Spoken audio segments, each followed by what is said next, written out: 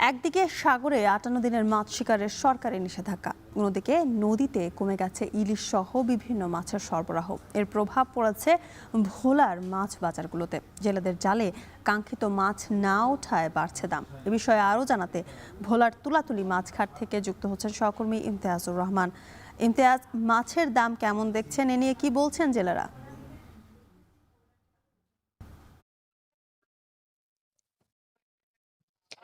যথিকা ইলিশের জেলা ভোলা। কিন্তু এই ইলিশের জেলায় কিন্তু ইলিশ পাচ্ছে না ভোলাবাসী, এরকম কিন্তু চিত্র আমরা দেখেছি।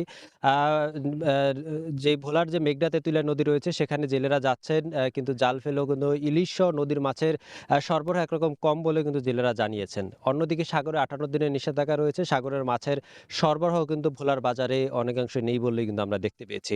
এতে করে তুলনামূলকভাবে ইলিশ সহ অন্যান্য মাছের দাম অনেকাংশে বৃদ্ধি পেয়েছে। আমি এখন যে ঘাটটিতে রয়েছে ভোলার তুলাতুলি মেঘনা নদীর পাড়ে যেই মাছঘাট, সেই মাছঘাটে কিন্তু ১ কেজি ওজনের যে ইলিশ মাছ তা একেবারেই কম। যাও ২-১ টি ধরা পড়ছে, তাও কিন্তু কেজি প্রতি ৩ থেকে ৩২০০ টাকা পর্যন্ত বিক্রি হতে কিন্তু আমরা দেখেছি।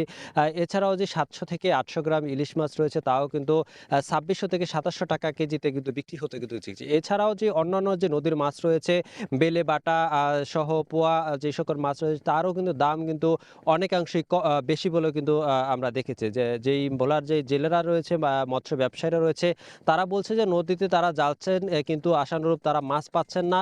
এতে করে জ্বালানি তেলের দাম বৃদ্ধির কারণে কিন্তু তারা তুলনামূলকভাবে ভোলার প্রতিটি মাছঘাটে কিন্তু দাম বৃদ্ধি পেয়েছে বলে কিন্তু তারা জানিয়েছেন। এই ভোলার যে পাইকারি মাছ বাজার রয়েছে ঘাটগুলোতে এর দাম বৃদ্ধি পাওয়ার সাথে সাথে কিন্তু যে খুচরা বাজারগুলো রয়েছে সেখানে কিন্তু মাছের আকাশ ছোঁয়া দাম কিন্তু আমরা দেখেছি। গতকালকে ছুটির দিনে আমরা ভোলার যেই কিচেন মার্কেট ছিল সেখানে গিয়েছিলাম। সেখানে কিন্তু কেজি প্রতি যেই খুচরা পাইকারি বাজারে যেই ইলিশ বিক্রি হচ্ছে ৩২০০ থেকে ৩৫০০ টাকা, সেই মাছ কিন্তু ৪০০০ টাকা কেজিতেও কিন্তু বিক্রি হয়েছে।